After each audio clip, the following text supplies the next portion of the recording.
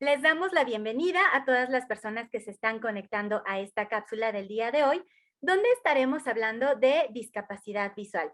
Mi nombre es Mariana Cruz Ugarte, soy coordinadora de comunicación educativa en Museo UPAEP y el día de hoy tengo el gusto de presentar al maestro Rafael Mesa Cruz, quien es director de la Asociación Manos que Miran en la ciudad de Puebla, asesor técnico pedagógico de discapacidad visual en la Secretaría de Educación Pública del Estado de Puebla, maestro de educación matemáticas, quien se ha dedicado también a la docencia durante más de 18 años y, lo digo con mucho gusto, asesor de Museo UPAEP. También me acompaña Miguel Flores Bonilla, quien es alumno de tercero de secundaria, participante del programa Arte y Braille presencial y también el programa Arte y Braille para Todos en su versión digital, ambos a través de Museo UPAEP. Es un joven a quien le interesa la música, la informática y además es una persona a quien le interesa mucho estudiar. Les doy la bienvenida a ambos. Hola Marianita, buenas tardes, ¿cómo están? Hola Miguel. Hola, muy buenas tardes a todos. Muchas gracias por la invitación. Agradezco ser recibido en esta sección. Espero que lo que presentemos sea de su agrado. Muchas gracias, maestro Rafael. Muchas gracias, Miguel. Y el día de hoy voy a compartir algunas preguntas para que nos puedan platicar un poco más sobre discapacidad visual. La primera pregunta estaría dirigida a ti, maestro Rafael Mesa Cruz. Si pudieras platicarnos cómo se define la discapacidad visual o qué tipos o grados de discapacidad visual existen, por favor. Claro que sí, Mariana. Bueno, la discapacidad visual la podemos definir de muchas cosas, de muchas formas, ¿no? Hay muchas definiciones, pero básicamente la discapacidad visual es la deficiencia de la visión que afecta la agudeza visual, campo visual, motilidad ocular, ¿no? Y esta se suele dividirse en dos, básicamente, en ceguera y baja visión.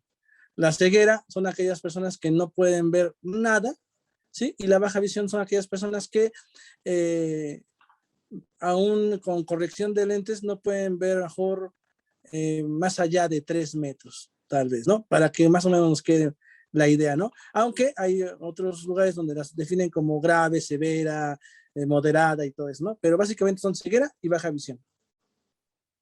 De acuerdo, muchísimas gracias. Tenemos una siguiente pregunta.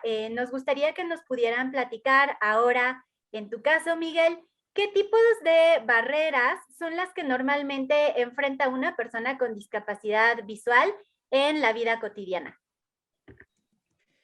Muchas gracias, Mariana. Bueno, como mencionabas, siempre, bueno, para todo hay barreras. Primero hay que aclarar esto. Una vez que presentas algún tipo de discapacidad, sea cual sea, tienes muchísimas barreras que normalmente no las tendrías bajo ciertas circunstancias, ¿no? Y nosotros nos estamos enfocando en este caso en la discapacidad visual. Se presentan barreras simples en el caso, por ejemplo, de la lectura. La mayoría de las cosas están impresas en la escritura, ¿cómo se le puede llamar? Pues normal, en tinta, como le llamamos muchas veces, no la escritura en braille, y pues se hace imposible prácticamente para nosotros leer cotidianamente en situaciones como las calles, las avenidas, los libros, cosas así. Otras barreras que se pueden presentar, por ejemplo, es la discriminación, ¿no? Para todo existe un cierto nivel de clasismo y discriminación dependiendo pues la discapacidad y demás, y es una barrera con que todos se van a encontrar muy a menudo presentando este tipo de discapacidad. Otra de las barreras es que pues los ojos, bueno, definitivamente se verán afectados porque al perder la visión, pues te limitas a cerrarlos en varias ocasiones y van perdiendo su brillo, van perdiendo su vida, y eso llega a ser mucho más difícil en el caso de las personas que pudieran recuperar la vista en algún sentido. Maestro Rafael, ¿algo que quisieras complementar sobre esta pregunta, sobre las barreras que se presentan o los tipos de barreras que existen? Sí, como dice Miguel, una de las barreras principales es el acceso, por ejemplo, a la información, ¿no? Que todo viene en tinta, todo viene, pues en imágenes, ¿no? Hay poca información realmente en braille, aunque ya hay acceso a través de la informática, a través de lectores de pantalla, ya hay acceso, pero todavía no lo hay al 100%. También hay un poco hay barreras en la infraestructura, ¿no? En las calles de las ciudades, ¿no? Muchos hoyos, chuecas, hay teléfonos pegados a las paredes donde te puedes pegar, los letreros que la gente cuelga a veces pasa uno y se pega, los toldos así de alguna tienda, ¿no? También las barreras de la gente, de la información, de la gente no tiene la cultura de conocer sobre discapacidad visual y no saben cómo tratarte o dirigirte a ti, ¿no? A veces te ignoran en esta parte, ¿no? De la que en lugar de que se dirijan a ti, se dirigen a la persona con la que tú vas acompañando, ¿no? Entonces, son esos tipos de barreras, ¿no? También las barreras que hay al acceso también a veces a las escuelas, ¿no? Todavía ya se están eliminando esa parte en su totalidad, pero todavía las hay, ¿no? El rechazo a que los alumnos accedan a las escuelas, incluso a los museos, ¿no? A las tiendas, a los restaurantes a veces, ¿no? Todavía hay esa parte, ¿no? Incluso con los perros guías, ¿no? Cuando no te dejan entrar a algún restaurante por llevar tu perro guía y cosas así, pero son todos esos tipos de barreras que todavía existen. Muchas gracias, maestro Rafael. Y me gustaría quedarme contigo para hacerte la siguiente pregunta, que va en este sentido sobre si sabemos que existen estas barreras, y ahora lo comentabas en las escuelas, en los restaurantes, incluso en las instituciones culturales y en los museos. ¿Qué recomendaciones nos darían a los museos y a otras instituciones culturales para que nosotros podamos dar una mejor atención y recibimiento a las personas con discapacidad visual? Muy bien, pues yo creo que como un factor importante es capacitación al personal de los museos. ¿A qué me refiero? A que los chicos o chicas, directores, todo el personal del museo se capacite en qué es una persona con discapacidad en general, ¿no?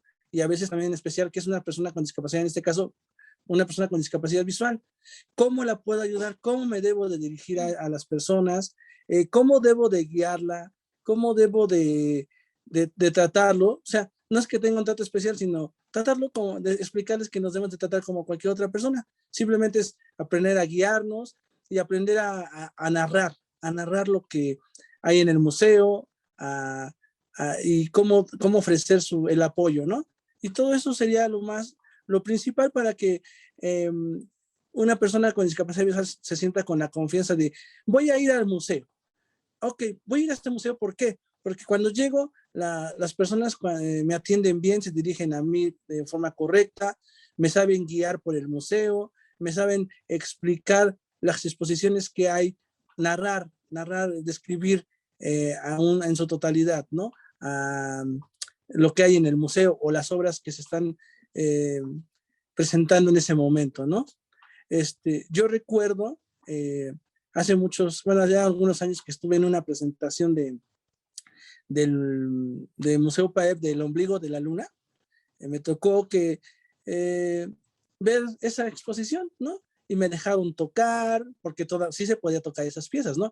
Hay piezas que no se pueden tocar y nosotros entendemos, pero igual podrían a lo mejor hacer alguna maqueta, una réplica para que las personas con discapacidad visual se acercaran y tocaran, aunque no fuera la misma, pero tuvieran la idea al momento de tocarla, ¿no? Está la función de describir, la descripción, pero igual, si puede ir acompañada de una réplica, pues sería mejor, ¿no? Yo me acuerdo que en esta exposición del ombligo de la luna me dejaban tocar, me explicaban, y muy bien, muy bonito, me gustó mucho y dije, bueno, si todos los museos fueran así, pues sería agradable ir a decir, este domingo me voy a ir al museo, ¿no? Gracias, maestro Rafa. Y Miguel, ¿tú alguna experiencia o algún consejo que nos quisieras dar a las instituciones culturales para dar un recibimiento más cálido o mejor atención a los usuarios con discapacidad visual? Bueno, sí, principalmente, bueno, debajo de mi punto de vista, yo considero que más que nada es la comunidad. Eh, la mayoría de nosotros hemos tenido algunas historias, algunas anécdotas en las que pues nos guían, ¿no? Pero es una guía demasiado automática, una guía demasiado mecánica, ¿no? No se nota no se puede decir, no puedo decir que esfuerzo tal vez, pero no se nota esas ganas, ¿no? Esas ganas de guiar. La guía es cortante, ¿no? Es muy poco expresiva. Las personas que nos guían, en este caso, que nos llegan a narrar o así, no se sienten cómodas con nuestra presencia, no están bien porque no están acostumbradas o acostumbrados a tenernos cerca, ¿no? Como personas con discapacidad visual. No le veo el motivo, ¿por qué? Pero suele pasar. Es muy raro, pero suele pasar. Y bueno, es una hoja de doble filo porque así como no se sienten cómodas con nosotros, pues a nosotros nos incomoda un poco, ¿no? Que esa guía sea tan cortante, ¿no? Que sea demasiado eh, notorio la inexperiencia que se puede notar y es entendible, ¿no? Pero nosotros tenemos un cierto margen de identidad con el que nos identificamos, valga la redundancia, ¿no? Como personas normales. Normales sería la palabra más correcta para describirnos porque tenemos los mismos derechos y pues nuestra facilidad a ser guiados realmente es bastante bonito una vez que se logra aprender. Incluso he tenido la oportunidad de guiar a personas con discapacidad visual yo mismo, contando que soy una persona con discapacidad visual. Y es realmente bonito cuando le llegas a entender, es una sensación bastante halagadora, te llena de ganas por aprender más. Así que ese sería mi más grande consejo, que principalmente se dejara ese miedo a lo diferente de lado, muy, muy, muy de lado. Muchas gracias, Miguel. Y finalmente, maestro Rafa, si nos puedes compartir, ¿qué factores consideras que son medulares para la inclusión de personas con discapacidad visual? Pues un factor, como ya lo había yo dicho, importante es que se, que se quite ese miedo a, a la discapacidad, ¿no? Que se conozca, que la gente empiece a decir, la discapacidad visual existe y ya, o sea, no quitarnos esos miedos de decir, como verlos como algo único, pero también como algo eh, raro, ¿no? Quitando esa parte, pues podemos tratarnos todos como lo que somos, personas, una sociedad, ¿sí? Una sociedad donde no haya personas con discapacidad y personas sin discapacidad. Entonces, una sociedad donde seamos todos personas y simplemente como todos somos diferentes, ¿no? Todos tenemos que acostumbrarnos a eso, ¿no? A que, así como nos acostumbramos a que hay personas altas, bajitas, gorditos y flaquitos, hay personas con discapacidad y sin discapacidad, teniendo esa parte, pues ya creo que sería muy importante, ¿no? Crear políticas, ¿sí? Políticas donde se tome en cuenta a la discapacidad y como dice a veces una frase de la Convención de los Derechos de las Personas con Discapacidad, nada de nosotros sin nosotros, ¿no? Porque a veces suelen hacer acciones o cosas pensando que es correcto, ¿no? Pero nunca le preguntaban a una persona con discapacidad o a muchas si era lo correcto, ¿no? A veces se dejan guiar por una y una no representa a todos, sino todos representamos a todos, ¿no? Entonces, hacer esa parte, tomarnos en cuenta para las acciones que se deban de hacer y con eso yo creo que pueden mejorar muchas cosas. Perfecto, pues les agradezco a ambos su tiempo y sus comentarios, esperando que justamente pues estos puntos de vista que son tan relevantes nos ayuden a todas las instituciones culturales a dar una mejor atención y un cálido recibimiento a los usuarios con discapacidad visual y pues invitarlos a que estén pendientes de las instituciones y los programas que surjan para pues disfrutarlos y realmente poder ir, como mencionaba Miguel, con gusto, con esta sed de aprender más y sentirnos cómodos sabiendo que pues todos somos personas. Les agradezco mucho su participación y que tengan un excelente día. Muchas gracias.